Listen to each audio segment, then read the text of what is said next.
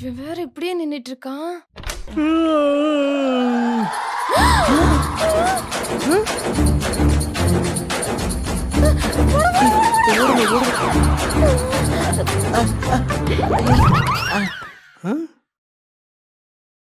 ஷபா.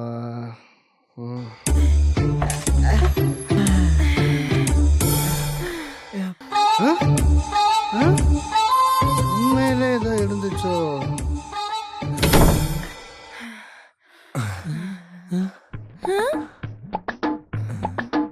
தீஃப், நம்ம இவ்வளவு காலிங் பெல் அடிச்சோம், கதவை ஓப்பனே பண்ணல. நல்லா அசந்து தூங்கியிருப்பான்னு நினைக்கிறேன். வாங்க போலாம். அந்த ஒரு நிமிஷத்துல அவனுக்கு என்ன நடந்துச்சுன்னே தெரியாது. மச மசம் நிக்காதீங்க தீஃப், வாங்க போலாம். டேய் அடிச்சனா ஓய முட்றோம். வாடா.